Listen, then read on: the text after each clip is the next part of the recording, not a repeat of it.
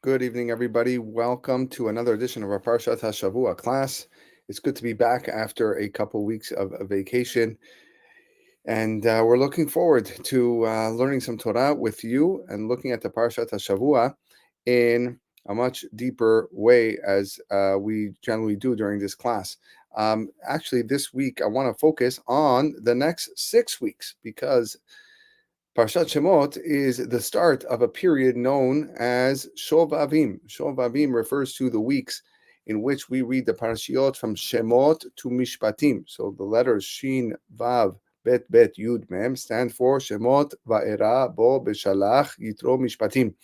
These weeks trace our journey from Galut to Geulah, from exile to redemption. The name Shovavim itself comes from the pasuk Shuvu Banim Shovavim, return wayward children, and it's been long understood by our Chachamim as a time for teshuvah, for introspection, for spiritual tikkun, repair. And just like these parashiot describe the Jewish people emerging from the depths of Mitzrayim, they invite each of us to examine our own lives and our habits, our relationships, and to begin the process of returning to HaKadosh Baruch Hu, to others, and to better ourselves.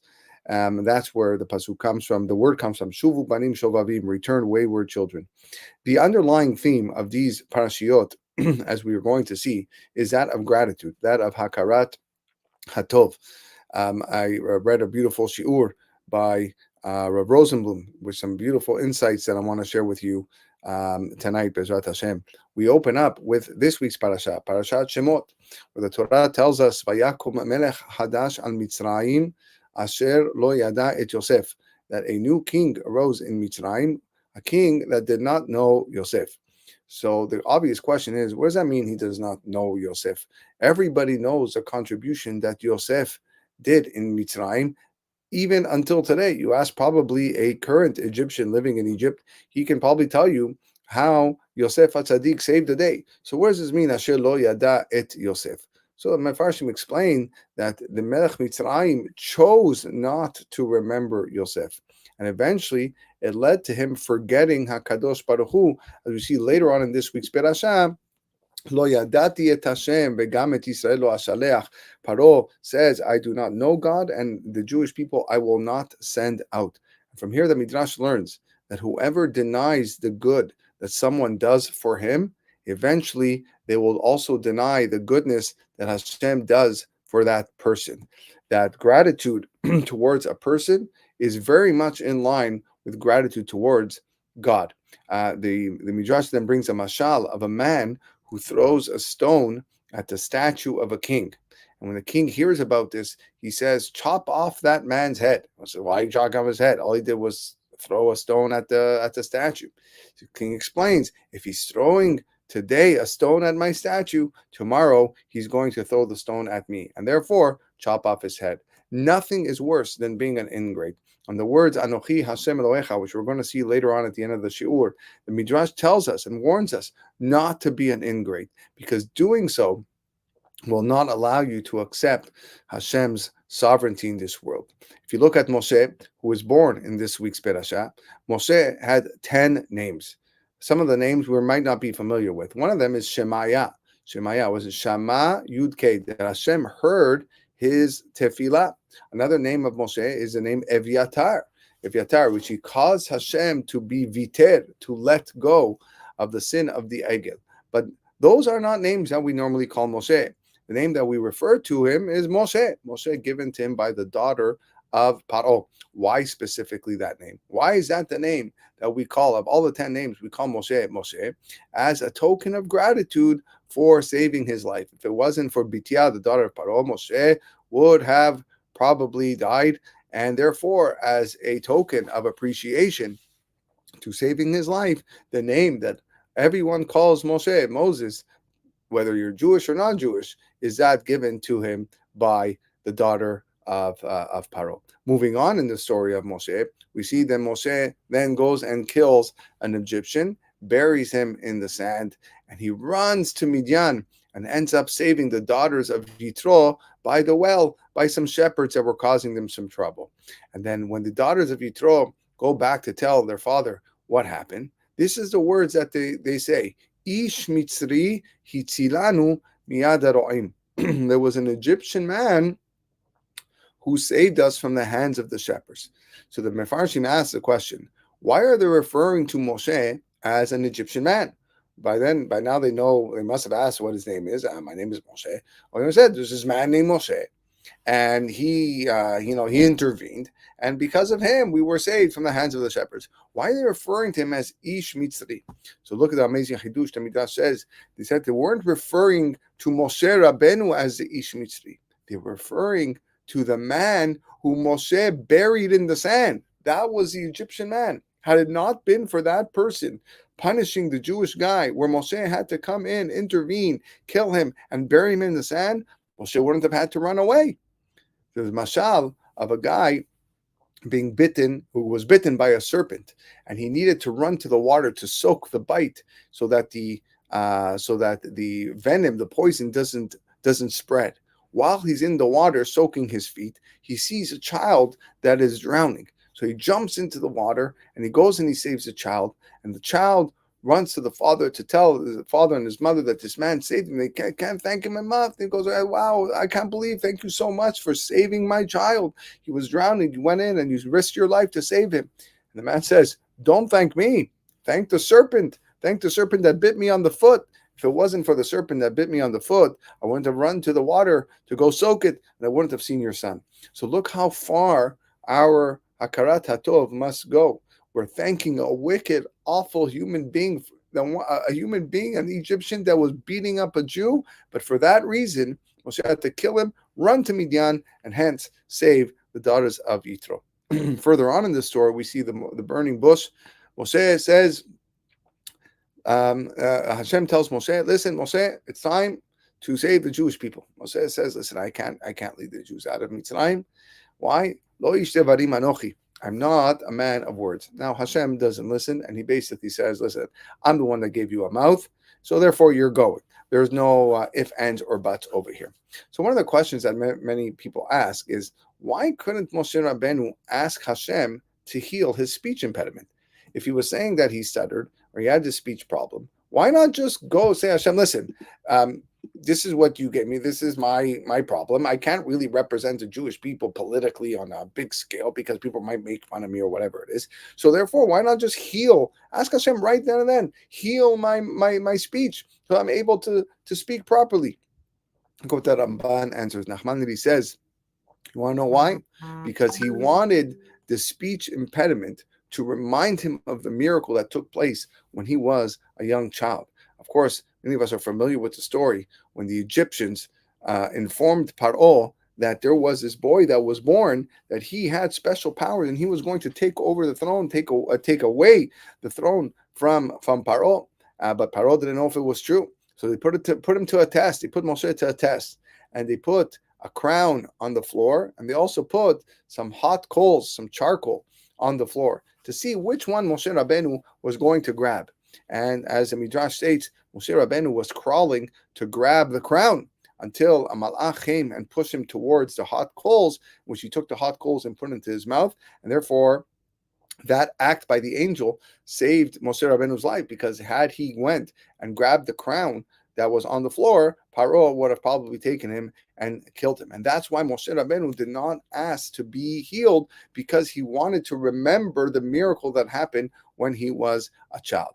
When God tells Moshe Rabbeinu, now you're going to take my people out, Moshe Rabbeinu says, okay, I'm going to do it. But before I do it, Hashem, I need to go and ask permission from my father-in-law. I have to go back to Midian and ask permission from my father-in-law, Yitro. The Torah tells us, Vayelech Moshe, Vayeshev el Yeter Choteno. By Moshe Rabbeinu went, and he went, Vayashav el Yeter Choteno, he went back to Yeter, his father-in-law, Vayomer lo, and he said, Elechana, Ve'ashuva elachai shel Mitzrayim, is it okay, please, that I go back to my brothers that are in Egypt? The obvious question is, why does he need to do that for? What's the whole purpose? You're given the task of going to save the Jewish people. Why do you have to go and ask permission from your father-in-law? The answer is simple. Because Yitro opened up his house for him. He treated him like a son. He eventually became his son-in-law. And therefore, Moshe Rabbeinu owes everything that he has to his father-in-law, Yitro. It's absolutely mind-boggling and crazy if you think about it. Here you have Jews, thousands and thousands of Jews suffering. They're suffering spiritually. They're suffering physically. People are dying by the minute. 49th level of impurity. We know that if they went to the 50th level, they would have never been able to come up. Saving a Jewish life overrides the entire Torah. Why are we even thinking about Hakarat Hatov? So it must be that Hashem accepted this. Yeah, you're right. You have to go and ask permission. This is your father-in-law. He treated you. He saved your life. He brought you into his house. You have to go and ask permission. That's Parashat Shemot. Transitioning to Parashat Va'era, we know, of course, the first 3 plagues were not performed by Moshe, but rather they were performed by his brother Aharon.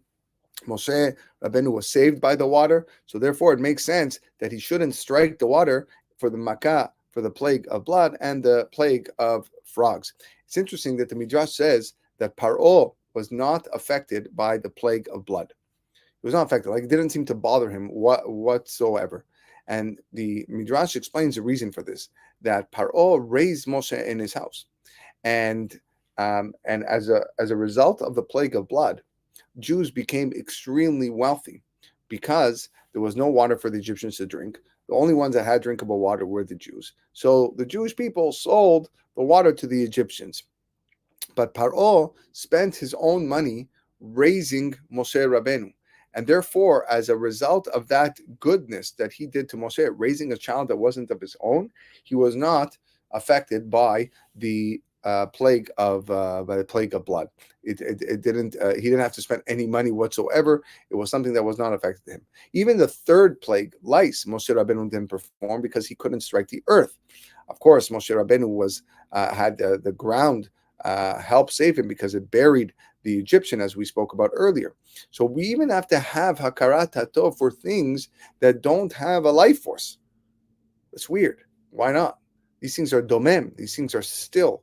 They're inanimate. They don't have feelings. So who cares to have Hakarat Hatov for the earth? So if Jessler, Zecher Tadiv Racha, he quotes a Gemara in Masechet Baba Kama. Gemara Masechet Baba Kama Daf Tzadi Bet Amud Bet says, a pit that you drank water from, don't throw a rock into it. From here we see that you have to have Hakarat Hatov also to inanimate objects, because the obligation of being grateful isn't dependent at all on the intent and the amount of work by the person doing good. Rather, it's strictly on the beneficiary. For even the smallest thing, even the pit which has no feelings, don't throw a stone. Often that's something that we make a mistake in. The first thing we do when someone invites us to our house, we start judging the person. How much effort did they put by inviting us? Did they bring a lavish feast? Did they give us a comfortable bed? And it's irrelevant. We shouldn't be judging the chesed and the good things that people do to us based on their intent or the quality. The fact remains that they brought us into their home. That enough is a reason to be extremely indebted to that person, and we have to reciprocate and as well be grateful for that chesed. We move on to Parashat Bo. Parashat Bo, towards the end of the parasha, is a mitzvah called Peter Hamor. Peter Hamor, which is the mitzvah that if you have a firstborn donkey, you have to redeem it with a sheep. So now, why the donkey more than any other animal? So Rashi says, because the donkey assisted Bnei Israel when leaving Egypt by carrying all the gold and all the silver and all the clothing that they took from the Egyptians. So therefore, out of Hakarat Hatov, a special mitzvah we have, that if you have a firstborn donkey to you, that donkey is Lashem, and therefore you redeem it with a sheep. We can relate to this a little bit. You go, sometimes your hands are tied, or you go to a supermarket and you don't have enough fingers to hold all the bags, the boxes, or you're traveling and you're hiking, and then all of a sudden someone comes and helps you with your bags or helps you put things in your trunk or unload from your trunk. These are almost like a situation similar to the donkey. Imagine carrying all this gold and silver, much heavier than our standard groceries and our clothing and our suitcases, coming out of an airport. We can barely move, and here are the donkeys that did this all for us. leaving Mitzrayim when we had absolutely nothing. This is something that the donkeys did, and as a result, Akadosh Baruch Hu gives them a special mitzvah. On Parashat Beshalach, there's a whole section that deals with the falling of the man that fell for every single day except for Shabbat. On Shabbat there was no man. So what did they eat on Shabbat? So the Torah tells us that on Friday there was a double portion. And there was the Erev Rav who wanted to disprove Moshe, dispel Moshe, prove him wrong. And the Torah tells us that some people went out on Shabbat to find the man and couldn't find it. Who were these people? Datan and Aviram were the leaders, the president and the vice president of the Erev Rav.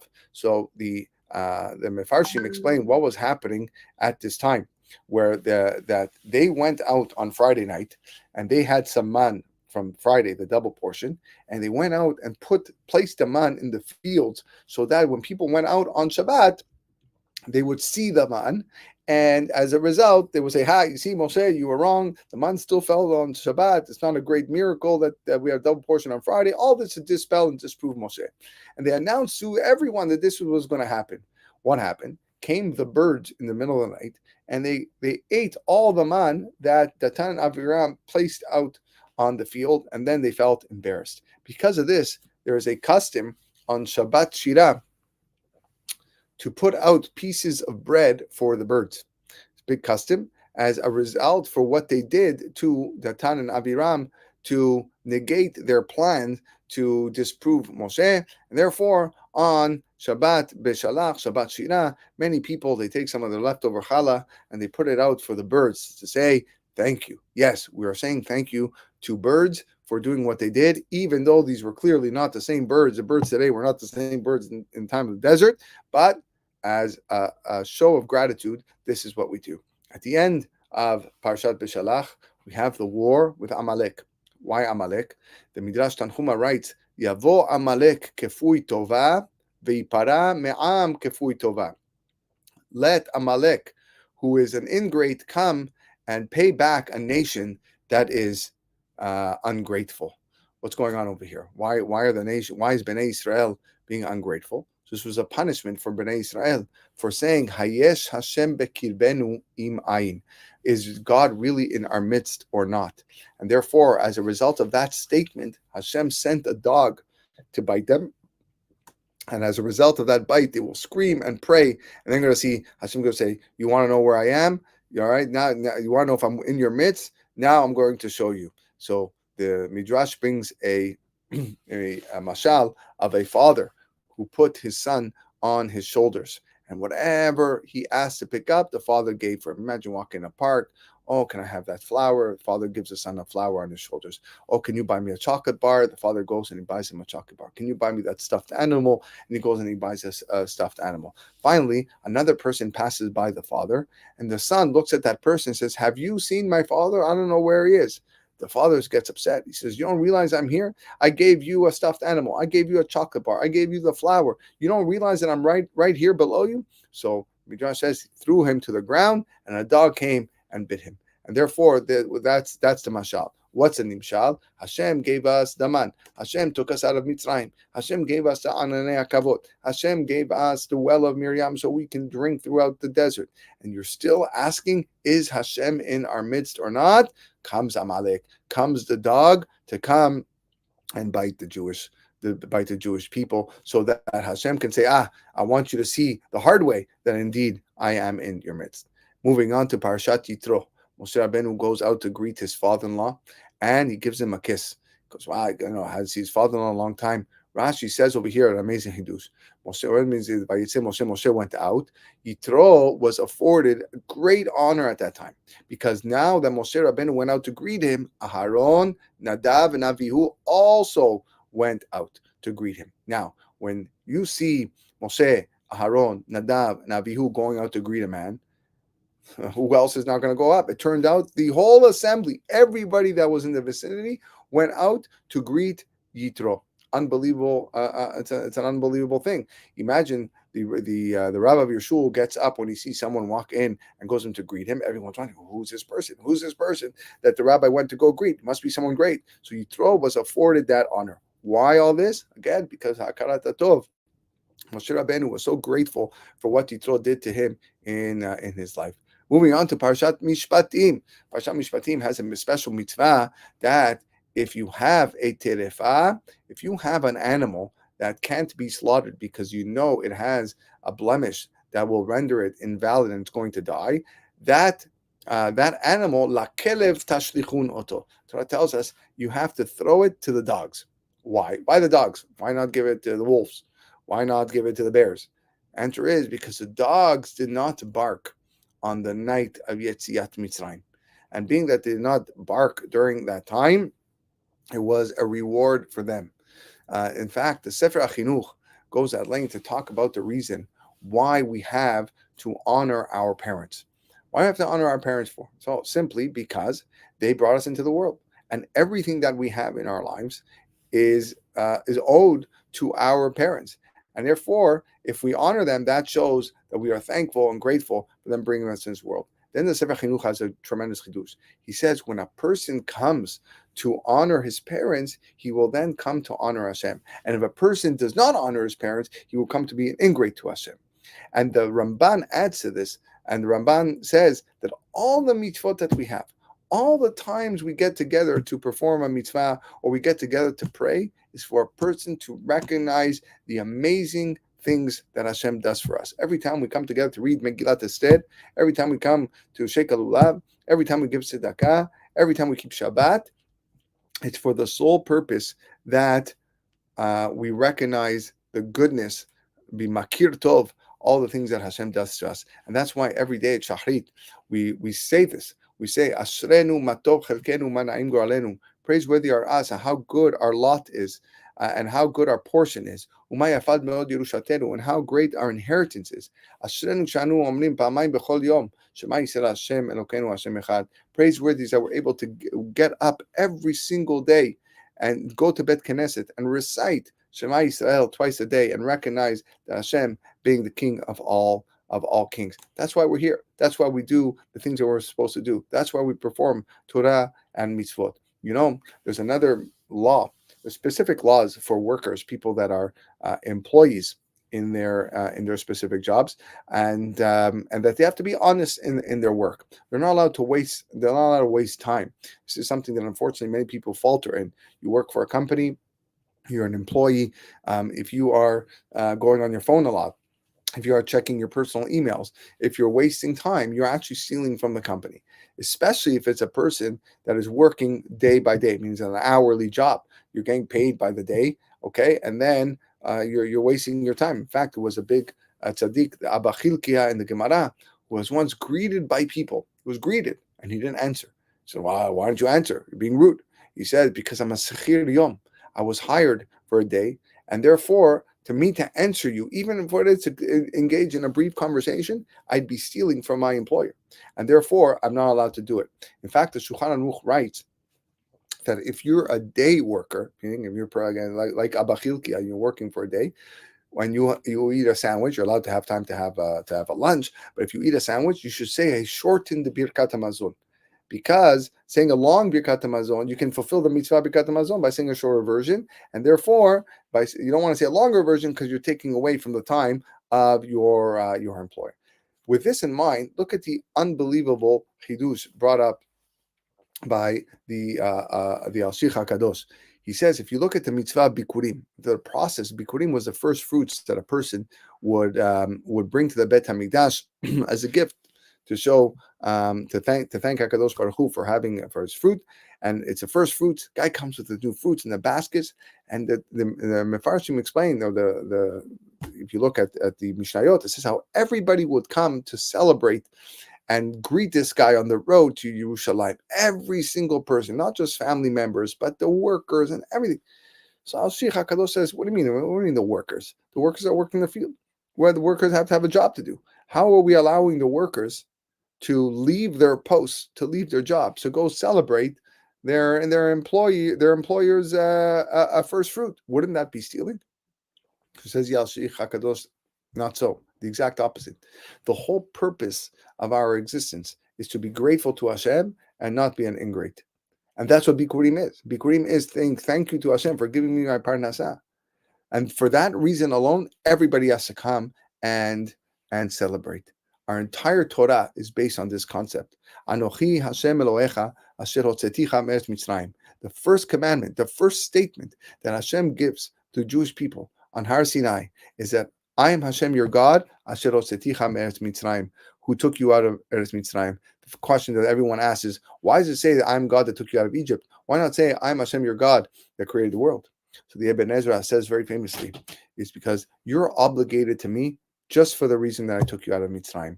Even if you don't even know the reasons, you have to follow the Torah and the mitzvot that I'm about to give you, because I took you out of Mitzrayim. You were enslaved there for 210 years. You had no life.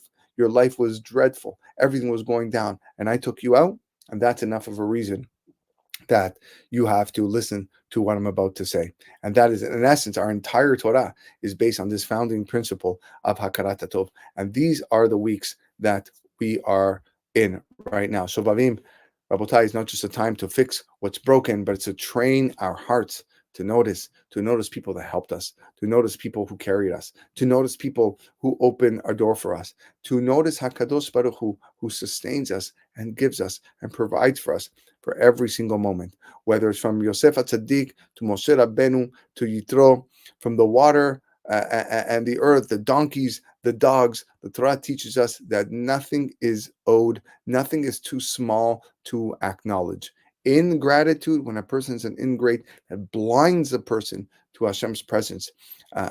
Gratitude, on the other hand, opens a door to recognizing Hashem's malchut.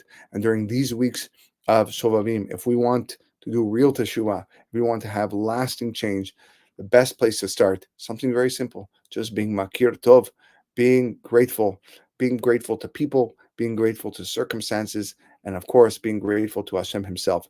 And when we live with that gratitude, we stop asking, Hayesh Hashem bekirbenu im ayin. Is Hashem actually with us? That, God forbid, that's not something we want to think. We want to notice Hashem, everything that we do, by beginning to feel every day that Hashem never leaves us. He never left us. He never will leave us. And through that tremendous effort that we will hopefully put in of being more makir tov to Hashem and the people around us, will be zoche to tshuva shelema and geula shelema b'mira b'yameinu. Amen. Ken yiratzon. Have a wonderful night.